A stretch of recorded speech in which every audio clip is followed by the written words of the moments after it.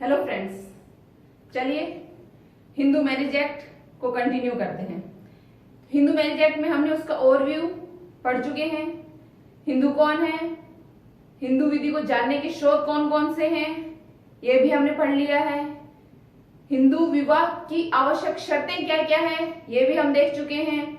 इसके अलावा न्यायिक पृथक्करण तो हम आज कवर अप करेंगे। न्यायिक पृथक्करण और विवाह विच्छेद सेक्शन 9 जो कि दाम्पत्य अधिकारों की पुनर्स्थापना से रिलेटेड था, वो भी हम कवर अप कर चुके हैं। तो चलिए आज हम करते हैं विवाह विच्छेद, डाइवोर्स। सेक्शन 13 में डाइवोर्स के ग्राउंड दिए हुए हैं, तो आज के सेशन में हम सिर्फ उसके ग्राउंड को कवर अप करेंगे। उसके बाद में कुछ एक ग्राउंड ऐसे हैं जिन पे खुद का अपना बहुत बड़ा मैटर है विद केस इन लॉ, तो उनके लिए एक सेपरेट वीडियो बनाना पड़ेगा। तो आज हम देखेंगे सेक्शन 10 न्यायिक पृथक्करण और सेक्शन 13 विवाह विच्छेद यानी कि डाइवोर्स। तो सबसे पहला है विवाह विच्छेद, किसमें है? सेक्शन 13 में। मैंने अभी आपको एक बताया और था, न्यायिक पृथक्करण सेक्शन 10 में है। दोनों एक दूसरे से बहुत हद तक रिलेट हैं। अंतर क्या है वो मैं आपको बाद में बताऊंगी। रिलेट ये है कि न्यायिक पृथक्करण की जो याचिका है उसके ग्राउंड भी यही है जो कि डाइवोर्स के ग्राउंड है। जब कोर्ट में कोई डाइवोर्स के लिए मैटर जाएगा तो उस मैटर में सबसे पहले जज न्यायिक पृथक्करण की आदेश देता है, न्यायिक पृथक्करण की डिग्री देगा कि आप अलग अलग रह लो, 1 साल तक अलग अलग रहकर देख लो। अगर उस अलग अलग रहने के बाद में अगर आपको लगता है कि इसके बाद भी आप साथ में नहीं रह सकते तो वो डाइवोर्स ग्रांट कर देगा। और अगर उसके बीच में उन दोनों पति पत्नी के बीच में समझौता हो जाता है तो कोई बात नहीं, वो न्यायिक पृथक्करण की डिग्री कैंसिल हो जाएगी और वो पुनः विवाह वाली सिचुएशन में आ जाएगा। यानी कि वो फैमिली रिलेशंस हैं जो वैवाहिक स्थिति के अंदर दोबारा पति पत्नी पुनः आ जाएंगे। चलिए अब सबसे पहले तो हम इसको देखते हैं विवाह विच्छेद के आधार जो सेक्शन 13 में दे रखे हैं। इसके जो ग्राउंड है उसको 3 पार्ट में डिवाइड कर रखा है। तो अभी हम सबसे पहले फर्स्ट पार्ट को पढ़ेंगे जिसके अंदर 9 ग्राउंड्स दे रखे हैं और ये ग्राउंड पति और पत्नी दोनों के लिए है। उसके बाद में आएंगे पत्नी को कौन कौन से ग्राउंड दे रखे हैं और जो सामान्य ग्राउंड है वो कौन से हैं। तो सबसे पहले हम देखते हैं पति या पत्नी जो दोनों को ग्राउंड मिले हुए हैं। तो सबसे पहला इसका पॉइंट है कि अगर पति या पत्नी दोनों, पति हो या पत्नी हो, वो दोनों किसी भिन्न व्यक्ति के साथ में अगर अपने रिलेशंस रखते हैं तो ये डाइवोर्स का एक बहुत बड़ा ग्राउंड हो जाएगा। चाहे वो पति हो और चाहे वो पत्नी हो, आपस को छोड़कर किसी अन्य व्यक्ति के साथ में कोई अगर रिलेशन रखते हैं, स्वेच्छा सहवास करते हैं, तो वो डाइवोर्स का ग्राउंड होगा। सेकंड पॉइंट पर आते हैं क्रूएल्टी। क्रूएल्टी अपने आप में बहुत बड़ा टॉपिक है, तो जिसके ऊपर हम अलग से एक वीडियो बनाएंगे। फिलहाल इसका एक ग्राउंड है जिसको देख लेना जरूरी है, क्रूएल्टी। अब क्रूएल्टी कौन कौन सी हो सकती है? मानसिक और शारीरिक।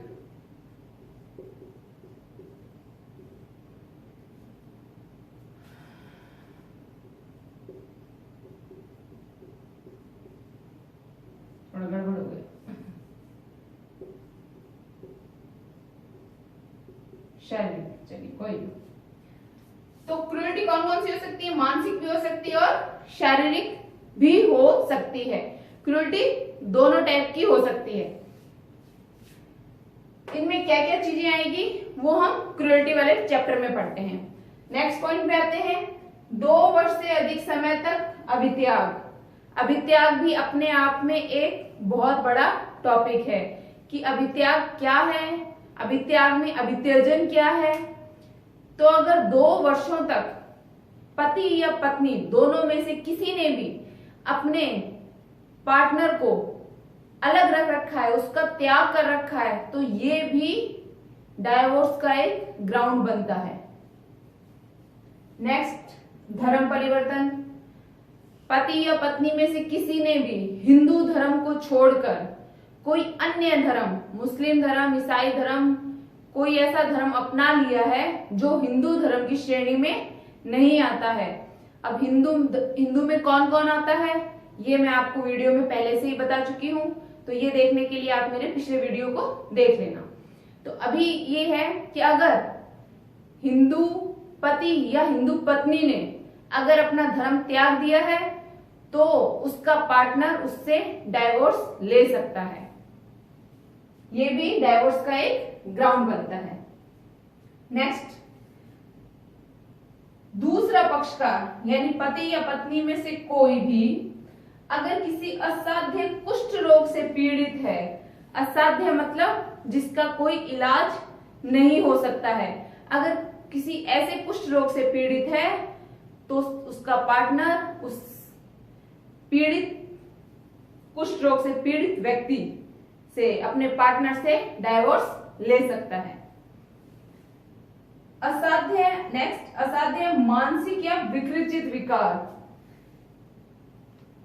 पति या पत्नी में से कोई भी अगर असाध्य मानसिक या विकृचित अवस्था में है, जैसा कि हमने सेक्शन 5 का क्लॉज 2 में भी पढ़ा था कि वो डाइवोर्स लेने के लिए वो विवाह बाद में शून्य करणीय करवाया जा सकता है, वही ग्राउंड यहां पर भी कवर होता है कि अगर वो इतना मानसिक या असाध्य विकृचित है कि वो अपनी उस पारिवारिक स्थिति को समझने लायक नहीं है, तो उसका पार्टनर, पति हो या पत्नी, उस पार्टनर से जो विकृचित और मानसिक अवस्था से ग्रसित है, मानसिक विकृचितता से ग्रसित है, तो उससे डाइवोर्स ले सकता है।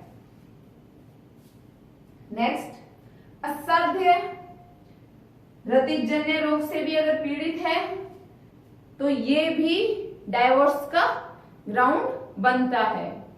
नेक्स्ट आते हैं संसार का परित्याग। संसार का परित्याग मतलब मर जाने से नहीं है, सन्यासी बन जाने से है कि गृहस्थ आश्रम को त्याग दिया है और सन्यास आश्रम को ग्रहण कर लिया है। कोई साधु सन्यासी बन गए हैं और घर की सारी जिम्मेदारियों से, गृहस्थ जीवन की सारी जिम्मेदारियों से वो मुक्त हो गया है, और अगर मुक्त होकर वो चला जाता है तो वो एज ए सिविल नेचर में ना के बराबर होता है। तो जो संसार को त्याग देता है उस व्यक्ति से भी उसका पार्टनर, जो भी उसका लाइफ पार्टनर है, पति हो या पत्नी हो, वो डाइवोर्स ले सकता है। लास्ट पॉइंट है जो पति और पत्नी दोनों को प्राप्त है, उसमें लास्ट पॉइंट है दूसरा पक्षकार जीवित है या नहीं, इसके बारे में 7 वर्ष से कुछ ना सुना हो। 7 ईयर से पति या पत्नी, हस्बैंड या वाइफ, दोनों में से किसी के बारे में अगर दूसरे पक्षकार, जो भी उसका पार्टनर है, उसने 7 साल से कुछ भी नहीं सुनेगा, कुछ भी उसके बारे में नहीं सुना है, तो ये उपधारणा कर ली जाएगी, कोर्ट, न्यायालय ये उपधारणा, ये प्रिजम्पशन कर लेगा कि वो मर चुका है। ये जो उपधारणा है ये एविडेंस का, साक्ष्य का एक साक्ष्य की एक उपधारणा होती है कि अगर 7 वर्ष से किसी व्यक्ति के बारे में नहीं सुना है तो वो डेड मान लिया जाता है। तो ये यहां पर ये आता है एविडेंस एक्ट का सेक्शन 107, उसके अंदर ये चीजें बताई है कि अगर किसी व्यक्ति के बारे में 7 वर्ष तक कुछ ना सुना हो तो ये मान लिया जाएगा कि वो व्यक्ति मर चुका है, और जब व्यक्ति मर चुका है तो डाइवोर्स ऑटोमेटिकली हो ही गया। तो यहाँ पे उसको हालांकि पहले डाइवोर्स की याचिका लगानी है कि हमने उसको 7 साल से अपने पार्टनर के बारे में कुछ भी नहीं सुना है। तो ये तो सबके सब ग्राउंड हुए जो पति और पत्नी दोनों को प्राप्त हैं, और ये टोटल 9 ग्राउंड है। इसमें क्रूएल्टी अपने आप में बहुत इंपॉर्टेंट है, क्योंकि इस पे ऊपर खुद के ऊपर कि क्रूएल्टी क्या चीज है, इसके खुद के ऊपर एक पूरा का पूरा क्वेश्चन बनता है।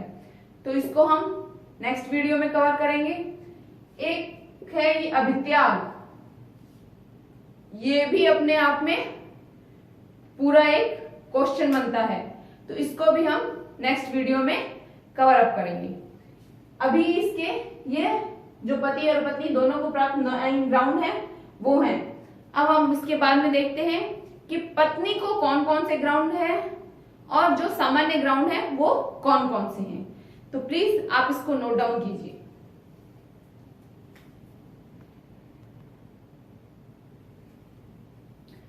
चलिए अब हम देखते हैं कि जो पत्नी को कौन कौन से ग्राउंड दिए गए हैं जिसके आधार पर वो डाइवोर्स ले सकती है। तो सबसे पहला ग्राउंड है कि पति की कोई दूसरी पत्नी जीवित है तो वह पत्नी उससे इस आधार पर डाइवोर्स ले सकती है कि आपकी पहले से कोई पत्नी जीवित थी जिसका उसको पता नहीं था, और जब वो पता चलता है तो वो उसको इस आधार पर डाइवोर्स ले सकती है। अब पॉइंट नंबर 2, अगर पति बलात्कार, पशुगमन या गुदा मैथुन का दोषी होगा तो भी पत्नी इस आधार पर भी डाइवोर्स ले सकती है। पॉइंट नंबर 3 क्या कहता है? दूसरी पत्नी जीवित है, दोषी है।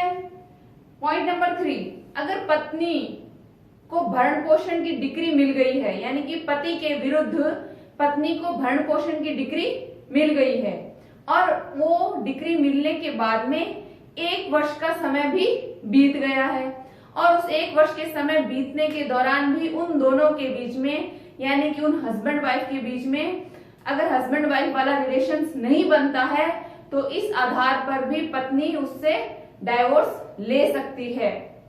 यानी कि अगर उसे भरण पोषण की डिक्री मिल गई है, वह अपने पति से अलग रह रही है, तो वो इस आधार पर भी डाइवोर्स ले सकती है। तो ये हो गए हमारे 3 पॉइंट। पर टाइम कितना है? 1 वर्ष या 1 वर्ष से ऊपर निकल जाने के बाद भी अगर उनके बीच में सहवास नहीं होता है तो वो डाइवोर्स ले सकती है। पॉइंट नंबर 4,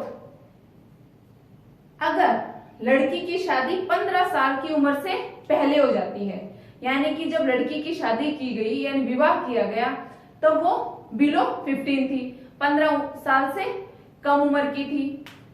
उसके बाद में 18 साल तक होने से पहले अगर वो चाहे तो ये अपनी उस विवाह को रद्द करवा सकती है कि मुझे वो विवाह मान्य नहीं है। क्यों? क्योंकि वो बालिग तो थी नहीं जब उसकी विवाह हुआ था, तो वो इस उम्र से पहले 18 साल से पहले उस विवाह को रद्द करवा सकती है, बशर्ते कि उसका जो शादी है वो 15 साल से कम उम्र में हुई हो और जो रद्द करवाना है वो 18 साल से पहले करवा ले। तो यहाँ पर अगर 18 साल के बाद होगा तो क्या होगा? अगर 18 साल के बाद भी वो शादी अगर 1 साल भी चलती रहती है और आगे, तो ये ग्राउंड नहीं मिलेगा, क्योंकि 18 साल एक मैच्योर एज मान ली जाएगी, जो कि हिंदू विवाह में सेक्शन 5 क्लॉज 3 में मेंशन की हुई है। और 18 साल की उम्र के बाद में अगर वो उस शादी को चलाती है, इसका मतलब वो विवाह वैध है, और अब वो उसको इस ग्राउंड के आधार पर कैंसिल नहीं करवा सकती और अपना विवाह विच्छेद नहीं करवा सकती है। तो ये जो पॉइंट 4 है, ऐसा सा ये पॉइंट आपके मुस्लिम लॉ में भी है, मोमडन लॉ में भी ऐसा ही पॉइंट है, जिसे ख्यार उल बुल्ग नाम से जाना जाता है। वहां पे उसे ख्यार उल बुल्ग बोलते हैं। वो जब मोमडन लॉ पढ़ेंगे तब उसको भी पढ़ेंगे। तो अभी फिलहाल पत्नी को ये 4 अधिकार दिए गए हैं। 2 अधिकार और हैं और उसके बाद में हम देखेंगे, ये तो था सेक्शन 13। सेक्शन 13A क्या कहता है और सेक्शन 13B वो क्या कहता है, ये भी हम अभी देखते हैं। तो सबसे पहले जो पत्नी को ग्राउंड दिए गए हैं, आप इनको नोट डाउन कीजिए।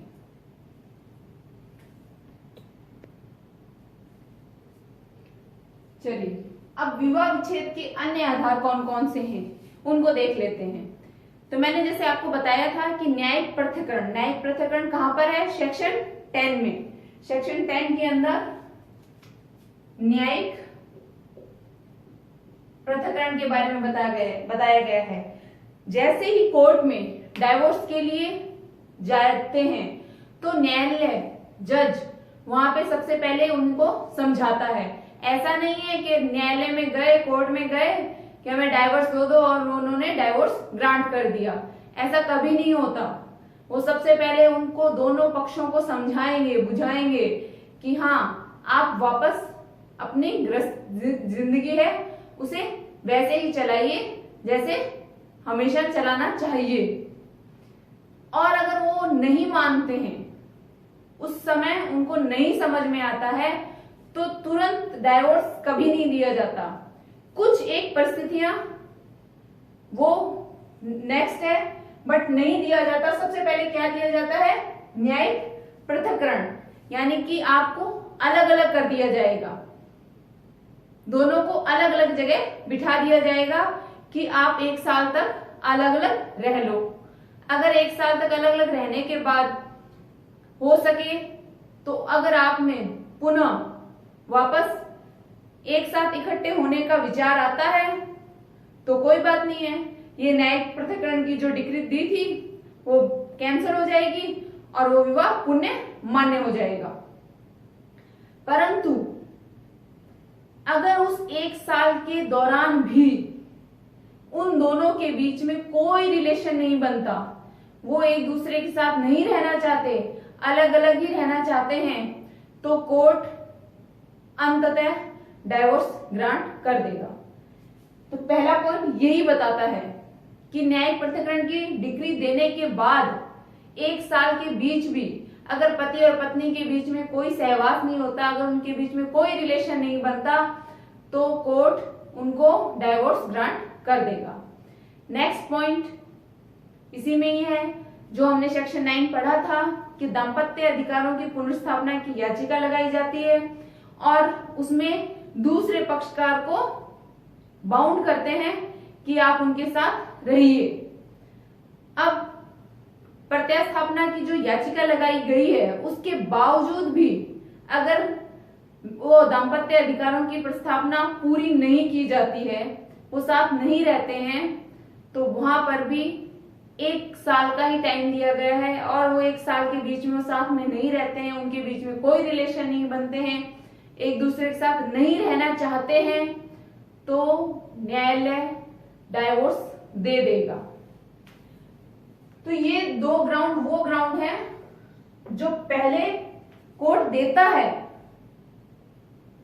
बचाने के लिए, एक विवाह को बचाने के लिए 2 मौके देता है कि दाम्पत्य अधिकारों की पुनर्स्थापना का एक मौका देता है कि आप ऐसे सामने वाली पार्टी को बाउंड करके कि आप साथ रहिए, जिससे आपको आगे कोई प्रॉब्लम नहीं आए, आप साथ रह के देखिए।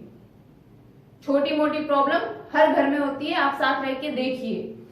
वहां नहीं समझ में आता तो डाइवोर्स के लिए अगर सीधी कोई पार्टी जाती है, कोई पक्षकार जाते हैं, तो उनको सबसे पहले न्यायिक पृथक्करण दिया जाता है कि आप दोनों अलग अलग रहकर देखो। अलग अलग रहने के बाद हो सकता है 1 साल में आप दोनों के विचार बदल जाएं, लगे कि नहीं बाकियों से तो यही भले, और अगर ऐसा लगता है साथ रहने का विचार आ जाए तो कोई बात नहीं है, वो न्यायिक पृथक्करण कैंसिल हो जाएगा, वो डिग्री कैंसिल हो जाएगी और आप पुनः दंपति वाले जीवन में आ जाएंगे। परंतु फिर भी 1 साल के बाद भी अगर ऐसा नहीं होता है तो अंततः डाइवोर्स कोर्ट दे ही देता है। तो ये हो गए 2 और ग्राउंड। अब आती है सेक्शन 13A। 13A क्या है, एक ब्रेकडाउन थ्योरी है। इसमें क्या है कि जो सेक्शन अभी हमने जो 13 पढ़ा था, 13 के अंदर जो पति और पत्नी को 9 ग्राउंड दिए गए थे, उन 9 ग्राउंड में ग्राउंड नंबर सेकंड, सेक्शन 13 का सेकंड यानी कि क्या था, क्रूएल्टी। 6 कुष्ठ रोग से पीड़ित, असाध्य कुष्ठ रोग से अगर पीड़ित है, और रतिजन्य रोग से अगर पीड़ित है, तो न्यायालय सबसे पहले क्या करेगा, न्यायालय सबसे पहले विवाह विच्छेद की डिक्री देगा, डाइवोर्स नहीं देगा। वो उन 9 जो ग्राउंड थे, जो पति और पत्नी को दोनों मिले थे, उन 9 ग्राउंड में से 9 ग्राउंड में से 3 ग्राउंड ऐसे हैं जिनमें सबसे पहले कोर्ट विवाह विच्छेद की डिक्री नहीं देकर न्यायिक पृथक्करण की डिक्री देगा कि अलग अलग रह लो, शायद 1 साल में कुछ बदलाव आ जाए। नहीं बदलाव तो ये है ही, अंत में डाइवोर्स तो है ही। तो सेक्शन 13A ये बताता है, ये क्लोज बाद में ऐड किए गए हैं। अब आता है सेक्शन 13B। तो 13B क्या कहता है, यदि 1 साल या उससे अधिक समय तक ये ग्राउंड पारस्परिक सहमति से हैं, दोनों मिलकर ले लेते हैं,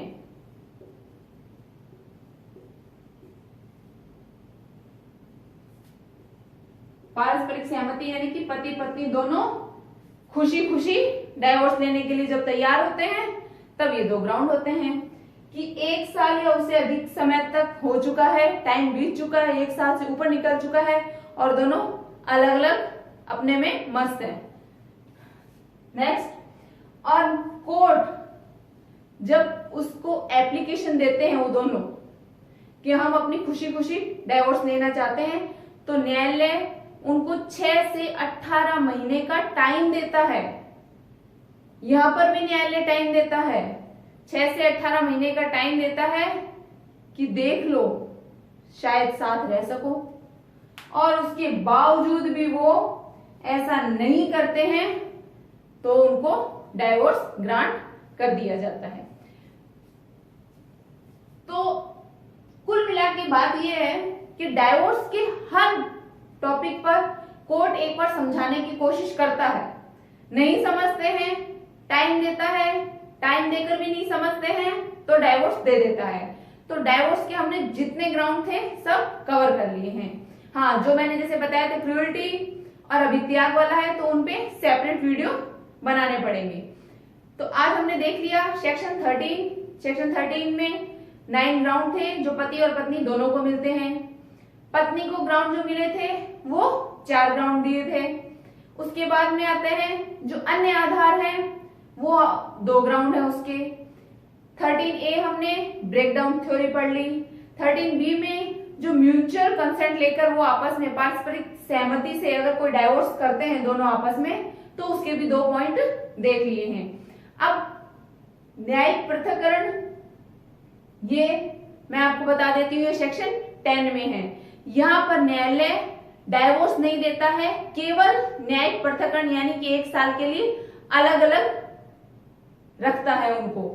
तो यहां पर ऐसा नहीं है कि न्यायिक पृथक्करण का मतलब ये नहीं हुआ कि डाइवोर्स हो गया या विवाह खंडित हो गया तो कोई भी पक्षकार दूसरी विवाह कर ले। तो न्यायिक पृथक्करण की डिग्री मिलने पर दूसरा विवाह नहीं कर सकता है। कब तक नहीं कर सकता है? जब तक कि विवाह विच्छेद नहीं हो जाता, क्योंकि विवाह विच्छेद डाइवोर्स होने के बाद तो वो विवाह ही नहीं रहता, दोनों अलग अलग हो जाते हैं, दोनों सेपरेट हो जाते हैं, दोनों उस रिश्ते से ही मुक्त हो जाते हैं। पर यहाँ पर रिश्ते से मुक्त नहीं हुए हैं, अभी तक रिश्ता बना हुआ है। विवाह विच्छेद होने के बाद में एक दूसरे के साथ में वो रिलेशन नहीं बना सकते हैं, और अगर बनाते हैं तो वो अपराध माना जाएगा। पर न्यायिक पृथक्करण में ऐसा नहीं है, वहां पे कोर्ट यही मौका देता है कि एक दूसरे के साथ रिलेशन बनाए जिससे वो गृहस्थ जीवन में वापस आ जाए और ये जो न्यायिक पृथक्करण की डिग्री है वो कैंसिल हो जाए, वो रद्द हो जाए। और बस इसके यही कुछ एक है उदाहरण है। इन दोनों में क्या क्या अंतर है कि एक तो विवाह को बिल्कुल खंडित कर देता है और एक विवाह को खंडित नहीं करता है बल्कि 1 साल का वक्त देता है। तो विवाह विच्छेद के बाद में दूसरा विवाह किया जा सकता है, न्यायिक पृथक्करण के बाद में दूसरा विवाह नहीं किया जा सकता जब तक कि वो विवाह विच्छेद में कन्वर्ट नहीं हो जाता है। यहां सहवास की अनुमति है और यहां पर नहीं है, तो ये इसमें अंतर है। न्यायिक पृथक्करण की डिग्री लेने के लिए इसकी याचिका डालने के लिए भी वही ग्राउंड है जो सेक्शन 13 में मेंशन किए गए हैं। अगर इसके ग्राउंड पूछे जाएंगे तो भी सेक्शन 13 वाले ग्राउंड ही आपको, जो डाइवोर्स के ग्राउंड है वही ग्राउंड लिखेंगे, और अगर न्यायिक विवाह विच्छेद के डाइवोर्स के ग्राउंड है तो वो मैं आपको पहले से बता चुकी हूं, दोनों के ग्राउंड सेम है। तो आज का ये टॉपिक यही खत्म होता है, जिसमें से 2 इसके जो मेजर टॉपिक हैं जिनको हम कवर अप नेक्स्ट वीडियो में करेंगे। तो आज के लिए धन्यवाद। आपको मेरी क्लासेस अच्छी लगे तो प्लीज लाइक कीजिए, शेयर कीजिए और सब्सक्राइब कीजिए। Thank you.